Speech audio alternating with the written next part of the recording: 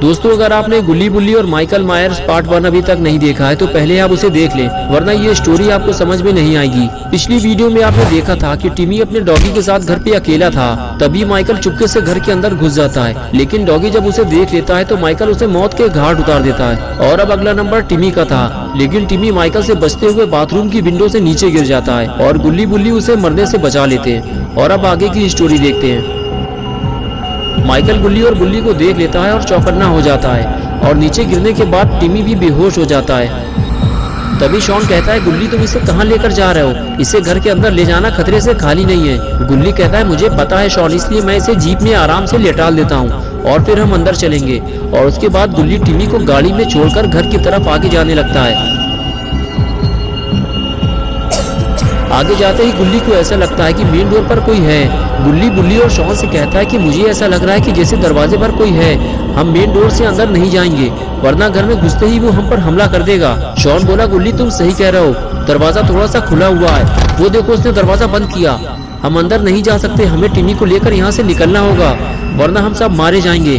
तुमने देखा नहीं उसने टिमी का क्या हाल किया है। तभी बुल्ली बोला, शॉन तुम डरो नहीं, मुझे लगता है कोई छोटा मोटा चोर घर में घुस आया है और अगर हम यहाँ से भाग जाएंगे तो उस चोर को घर में आराम से चोरी करने का मौका मिल जाएगा और टिमी के घर का सारा सामान चोरी हो जाएगा और हम ऐसा नहीं होने देंगे। हमें दूसरे रास्ते से अंदर चलना होगा, लेकिन ध्यान से, वरना हमारे साथ कुछ भी हो सकता है। बुल्ली बोला, हाँ तुम ठीक कह रहे हो बुल्ली, मुझे भी ऐसा ही लगता है कि चोर को पता चल गया होगा कि घर पे कोई नहीं है और फिर जब उसने टिमी को घर पे देखा होगा तो उस पर हमला कर दिया होगा। अब वो हमारे हाथों से बच नहीं सकता।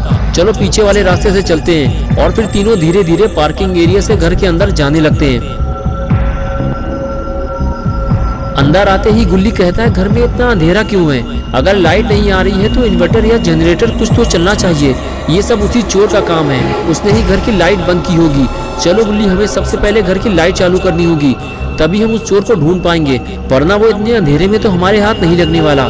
शॉन बोला, टेंशन मत लो गुल्ली, अगर छोटा मोटा बिजली का कोई काम होगा वो तो मैं भी ठीक कर दूंगा, मैंने अपने घर की लाइट भी खुद ही ठीक की थी। गुल्ली से बातें करता हुआ शॉन जैसे ही आगे आया तभी उसने डॉगी को देखा तो फौरन वो उसकी तरफ भागा। उसे देखकर गुल्ली और बुल्ली उसके पीछे जाने लगे और इन तीनों के सामने खून से सना हुआ डॉगी पड़ा हुआ था। गुल्ली बोला, अगर हम कुछ देर पहले आ जाते तो शायद हम इसे बचा लेते। तभी बुल्ली ने कहा, मुझे तो ये समझ में नहीं आ रहा कि उस घटिया चोर ने इस बेजुबान जानवर को क्यों मार दिया, मैं और ये सब नहीं देख पाऊंगा। ये कहकर बुल्ली वहाँ से चला गया। तभी गुल्ली ने शॉन से कहा, सिर्फ आंसू बहाने से कुछ नहीं होगा शॉन, हमें मिलकर उसे मजा चखाना होगा। ये कहकर बुल्ली भी आगे जाने लगा, लेकिन शॉन डॉगी के पास ही खड़ा हुआ था। और फिर अचानक से शॉन बोला, यार तुम लोग क्यों मरना चाहते हो?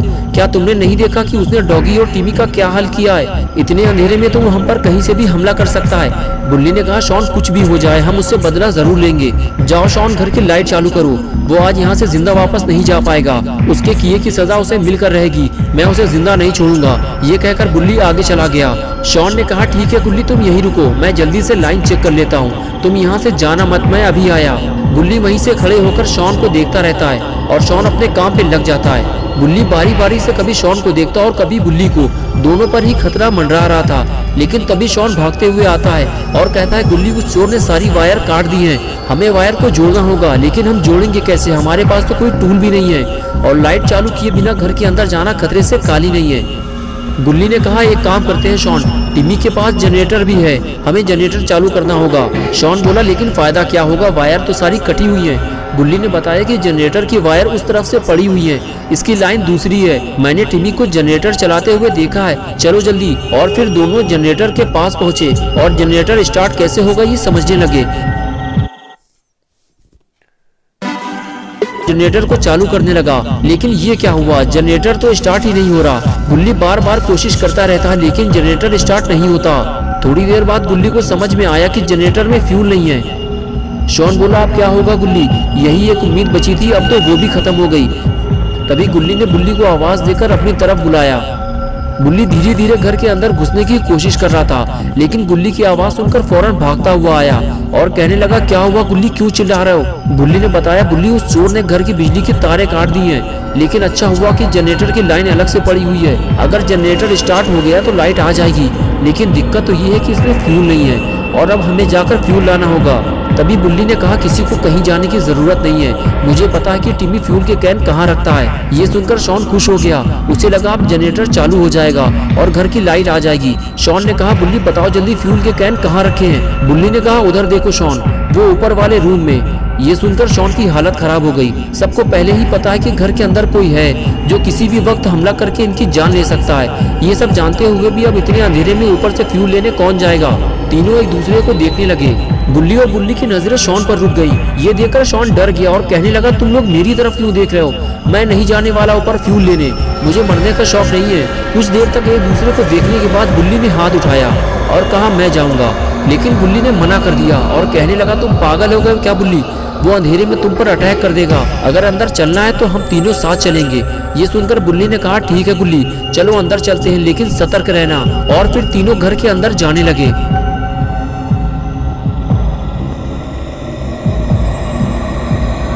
बुल्ली और शॉन को लगा कि अंदर कोई छोटा मोटा चोर लुटेरा घुसा होगा जिसे तीनों मिलकर संभाल लेंगे और उसकी कायदे से सुताई करेंगे। यही सोचते हुए तीनों घर के अंदर चले गए, लेकिन जैसे ही तीनों ने माइकल को देखा तीनों दुम दबाकर घर से बाहर भागे। जिसे वो छोटा मोटा चोर समझ रहे थे वो एक सीरियल किलर है और जल्दी ही इन्हें समझ में आ गया कि बिना हथियार के वो उससे लड़ नहीं सकते। अगर इन तीनों में से कोई भी माइकल के हाथ लग गया तो वो उसे मौत के घाट उतार देगा। माइकल इन तीनों को देखने के बाद मौके की तलाश में था, लेकिन माइकल के हाथ से ये मौका निकल गया क्योंकि बुल्ली ने पहले ही गुल्ली और शॉन को अलर्ट कर दिया था। बुल्ली और शॉन तीनों भागते हुए जीप तक पहुंचे। अब उन्हें टिमी को लेकर यहाँ से निकलना है, लेकिन ये क्या हुआ, टिमी गायब हो गया। तीनों परेशान हो गए, अब टिमी को कहाँ ढूंढा जाए। तभी कोई पीछे से बोला। तीनों पलट कर देखने लगे, सामने टिमी खड़ा हुआ था। शॉन भागते हुए टिमी के पास गया और कहने लगा तुम यहाँ क्या कर रहे हो टिमी, जल्दी से गाड़ी में बैठो। टिमी बोला तुम लोग मुझे गाड़ी में अकेला छोड़कर भाग गए थे, मैं तुम लोगों को ढूंढता हुआ घर के अंदर जाने वाला था। शॉन ने कहा टिमी ये बातें करने का टाइम नहीं है, तुम्हारे घर के अंदर एक सीरियल किलर घुसा हुआ है, उसे मारने के लिए हम बाबा को बुलाने जा रहे हैं, जल्दी चलो टाइम कम है हमारे पास। और तभी माइकल वहां आ जाता है। गुल्ली माइकल को देखते ही शॉन से कहता है शॉन भागो वहां से जल्दी, और खुद वो गाड़ी में बैठकर पीछे हटने लगता है। लेकिन टिमी और शॉन अब फंस चुके हैं। माइकल बिल्कुल घर के सामने आकर खड़ा हो जाता है और दोनों को देखने लगता है। टिमी और शॉन के पास घर के अंदर भागने के सिवा और कोई चारा नहीं बचता और दोनों को घर के अंदर भागना पड़ता है। और ये देखते ही माइकल इन दोनों के पीछे भागता है। गुल्ली कहता है गुल्ली जल्दी कुछ करो वरना वो मारे जाएंगे। गुल्ली स्पीड से गाड़ी आगे बढ़ाता है और माइकल को उड़ा देता है।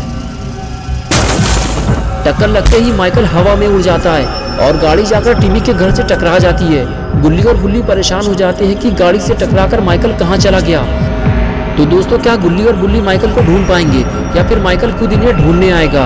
क्या गुल्ली बुल्ली और शॉन टिमी को बचा पाएंगे या फिर वो मर जाएगा?